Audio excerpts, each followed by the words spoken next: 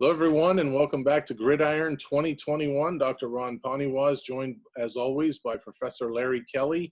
And Mr. Kelly, sir, it's great to see you again. Welcome back to another great season of Gridiron, the award-winning Mr. Kelly, and quite a performance in baseball, too.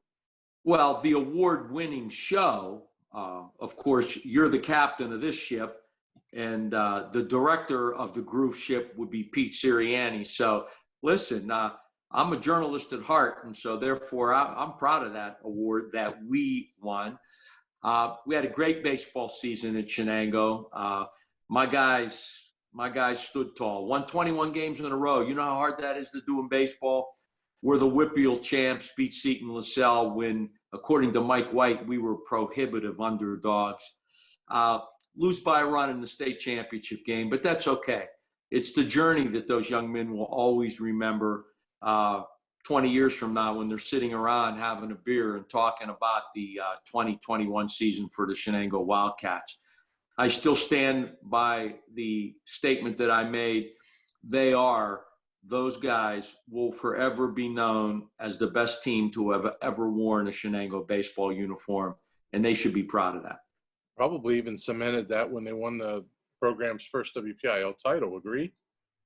I agree. But, I mean, there were so many come-from-behind victories, and my guys were mentally tough and laser-focused. And, look, and even in that championship game, we were behind 6-1. A lot of teams would have packed their tent and went home. Not the Wildcats, baby. They clawed and scratched, and we came within one run of pulling it off. And I'll be forever proud of those guys. They'll always be my guys. All right. Well, again, we are joining you here for Gridiron 2021, and we appreciate everybody tuning in. The show, as always, will be sponsored by the law firm of Luxembourg, Garbett, Kelly, and George, and we thank Larry Kelly for joining us here for that. First show of the season, we're going to have two segments, Athlete of the Week, and we will talk about the schedule coming up for this week. First off, Athlete of the Week, Luke Edwards from Wilmington, senior running back and a safety, 6 foot, 200 pounds.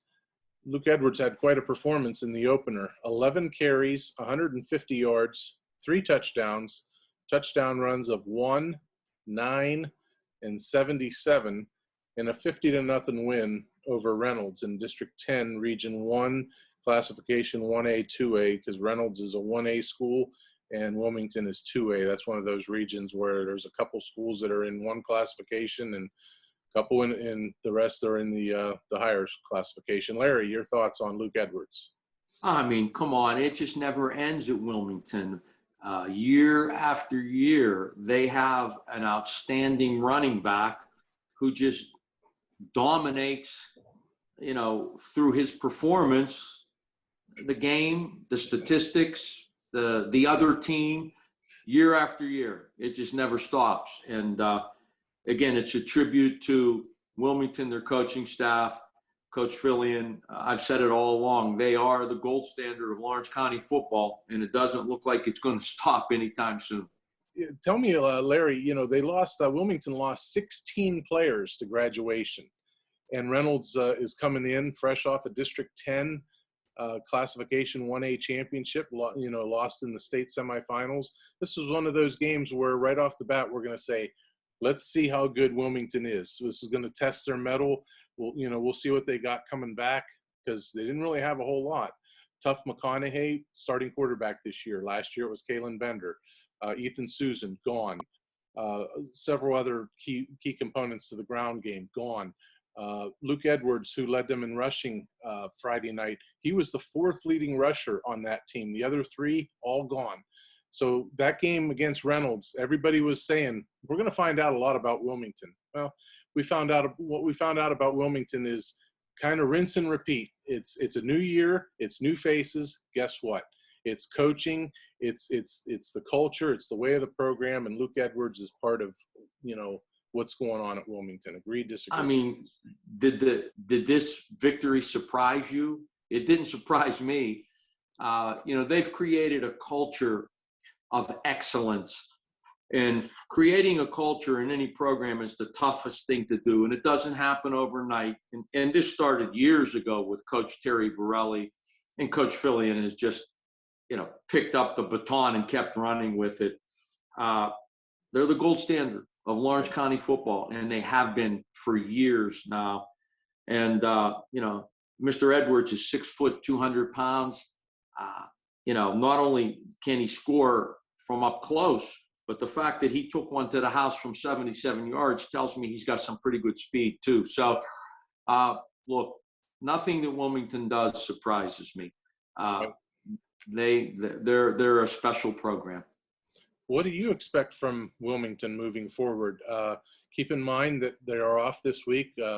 They were supposed to play, I believe, at West Middlesex, and West Middlesex is involved in that co-op, I believe, with Sharpsville. So they're off the boards this week in terms of a game. Their next game is at Oil City on the 10th. How do you expect them to bounce back from having a week off? You just get started, you have camp, you have a scrimmage, you have a game, and then you take a break. It's kind of like Major League Baseball. You got your spring training, you got opening day, and for whatever reason, let's take a break. Let's take a day off and get right back.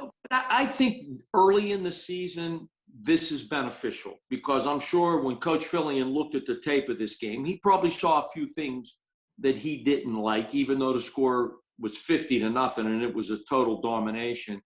And so it gives you a week to work on that without worrying about formulating a game plan and reviewing film of the team you're going to play next week. You can spend your time reviewing the film of your team and fix a few things that probably as a coach you didn't like. So I like early in the year a week off because it allows the coaching staff to fine tune your team without worrying about who you're playing the following week.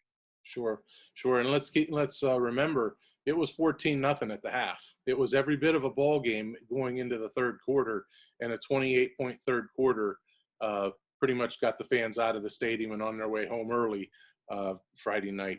Larry, anything else you'd like to say on Luke Edwards, Athlete of the Week at Wilmington High School? I'm sure we're going to hear his name again and again. And,